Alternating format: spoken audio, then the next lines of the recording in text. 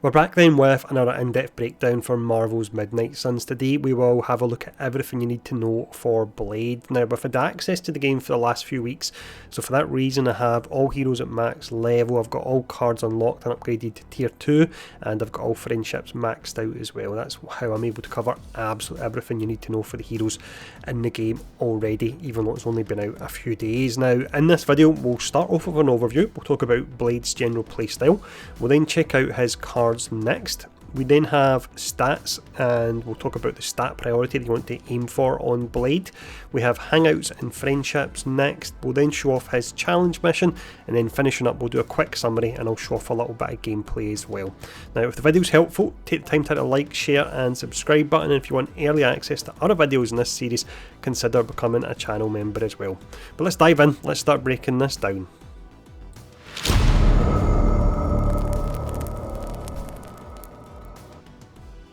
Heroes in Midnight Suns then fall into three different archetypes. You've got your damage, your support and your tank characters. Blade, not surprisingly, is a damage character. His base damage is a little bit on the lower side. That looks to be for the fact that he's got a lot of bleed in his kit. Unfortunately, bleed and how it works at the moment is really underwhelming, so as a result of that, I hate to say this, but I feel that Blade is a pretty underwhelming character. There are certain setups you can run to make him a bit more useful, but overall he's definitely a lower tier character. Now, the way bleed works and why I don't actually like it is, in the first instance, when you apply bleed to an enemy, it won't actually take effect until the enemy's turn. So what you can't do is apply bleed and then at the end of your turn the dot will kick in and take out the enemy, meaning they don't attack you. The enemy will attack you first, meaning you're taking damage, potentially getting down, and then the bleed will kick in. So that's pretty annoying in the first instance. But the real big problem I have with bleed is that you can add multiple stacks to an enemy, but what that does is it doesn't mean on the next turn all these stacks will expire and you'll get a huge amount of damage. It just means the stacks will actually increase the number of turns they have bleed for. So I'll give an example if that doesn't make too much sense. Let's say you add 10 stacks here and each of the stacks does 100 damage.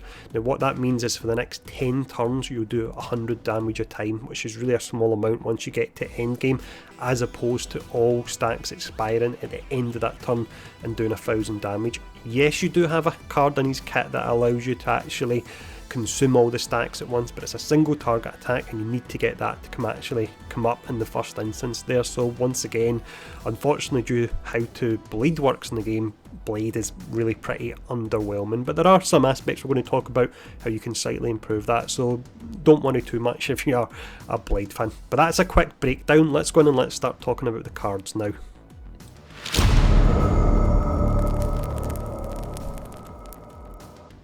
Heroes then have access to 10 different cards. That includes their legendary card. The ones we'll be showing off today will be the tier 2 upgrades because it's easy enough to actually upgrade your cards. Mods, we're going to leave them till a later video, but I will just mention that within Blade's kit you actually have a lot of cards that can apply a flat amount of bleed. So let's just say you've got a chain attack that will hit 4 times, you can apply bleed for every one of those hits.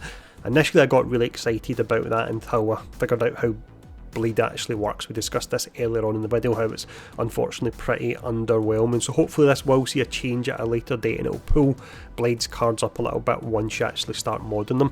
But the first card we're going to look at here today is Quick Strike. All heroes have a version of this card, so this has got quick, meaning if you defeat an enemy you get your card play refunded to you. If the target has bleed, you're essentially doing an extra 200% damage on this card as well, so you want to take one or two of these in because you will constantly have minions coming in as reinforcements. The next card we have here is Strike. Blade has quite a few of these chain attacks within his kit, so he's a good character in regards to hitting multiple enemies. He just doesn't hit them very hard, so this particular one, pretty low base damage on it, but it does generate 1 heroism and you can chain 3 times, so you can either hit 3 different enemies or you can hit the same enemy 3 times. We then have a card called Relentless. This one is quite situational, but under the right situation it can do a huge amount of damage. So the base damage on it in the first instance is actually pretty nice.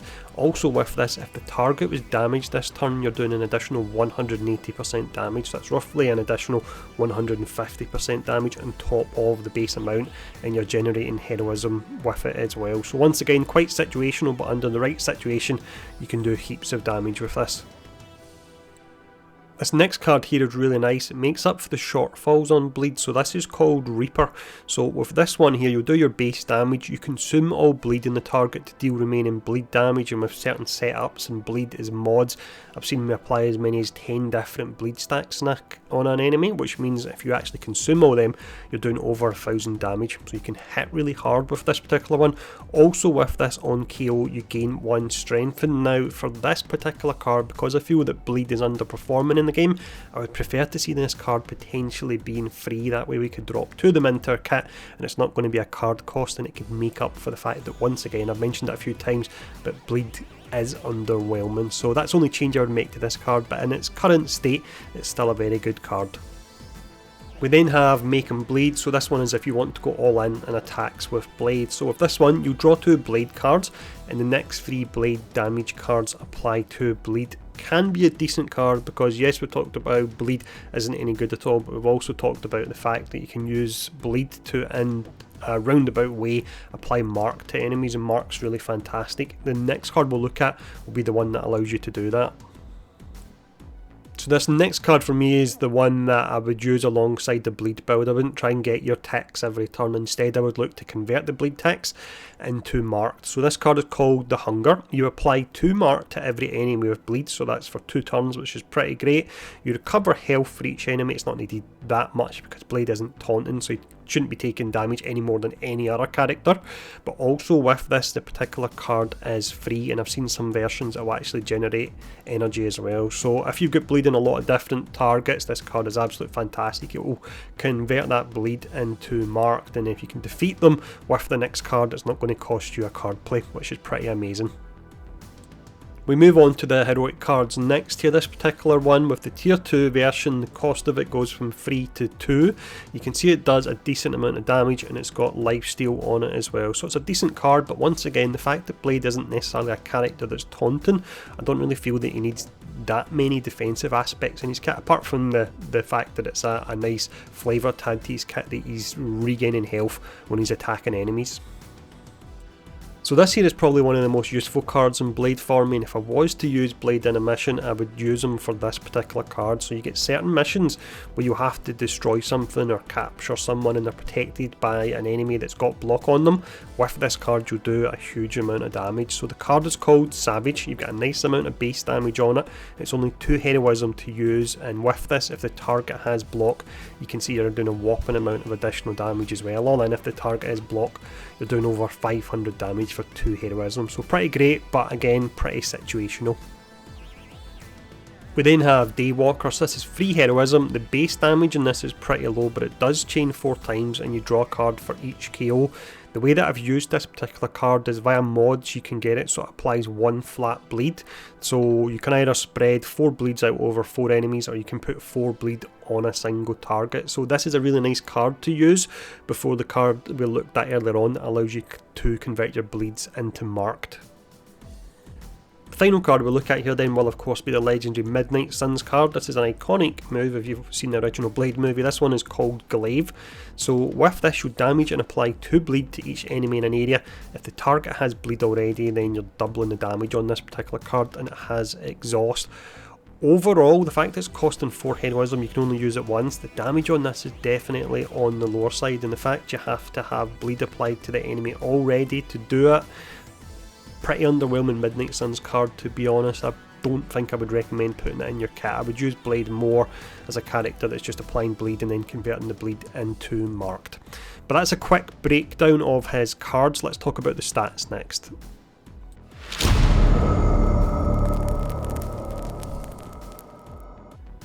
At a certain point in the game, you will unlock a research option that provides you with daily sparring. Now, daily sparring allows you to upgrade an individual stat on a character once per day, so you want to make sure you actually upgrade the relevant stat, because days can take a bit of time in the game due to the fact you need to complete a mission in order for time to actually advance.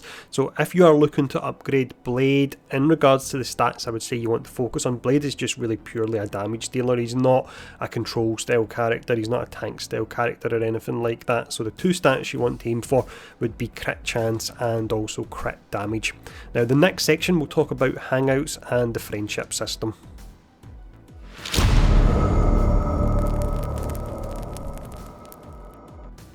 Once you max out the friendship for your character at level 5 and unlock your Midnight Suns costume and card, you unlock a prestige system of sorts when it comes to friendship, and every subsequent time you level up after that you actually gain bonus stats for your character. So when you go on a hangout for them, you want to make sure you choose the correct activity. Heroes can either love, like or dislike an activity. Now in regards to Blade, the activities you want to do on him, if you're given the chance, you want to go for have a drink, working out, meditation and also fishing. That's the activities during the night.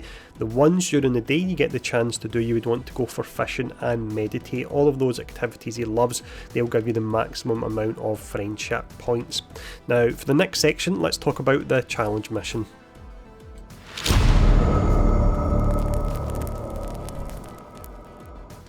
So the challenge mission is unlocked once you reach level 5 friendship for your hero in question. This will allow you, once you pass it, to unlock the legendary Midnight Suns card for your character. Some of these are really tricky and they took me a fair amount of time to figure out. You have to do these exactly as I'm showing in the video. Don't deviate at all in regards to how you're actually doing this, because the amount of damage you can put out is exact in regards to the amount of damage you need to do to actually finish the stage. So I'll let this gameplay play out here. Once again, follow this exactly and it will allow you to unlock the legendary Midnight Suns card for Blade, and then for the final section we'll do a quick summary and we'll show off some more gameplay as well.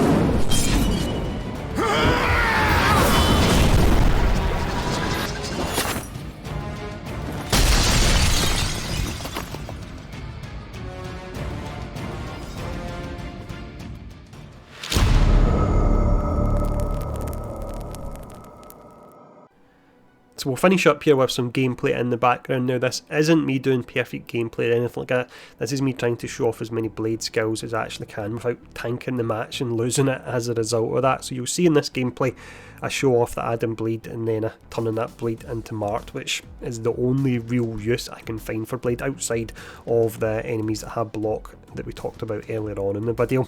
But that's everything you need to know about Blade. Sadly an underwhelming character. Hopefully they'll do some post-launch tuning and they'll change how Blade works to make him more powerful. I've got my fingers crossed for that. Now if the video has been helpful, please take the time to hit the like, share and subscribe button, and if you want early access to other videos in this particular series, consider becoming a channel member as well. But thanks for tuning in for this. Stay safe. I'll see you all again soon.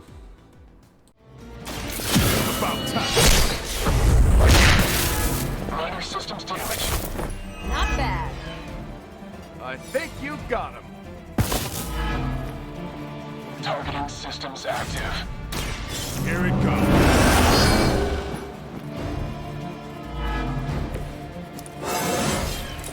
Getting better every day.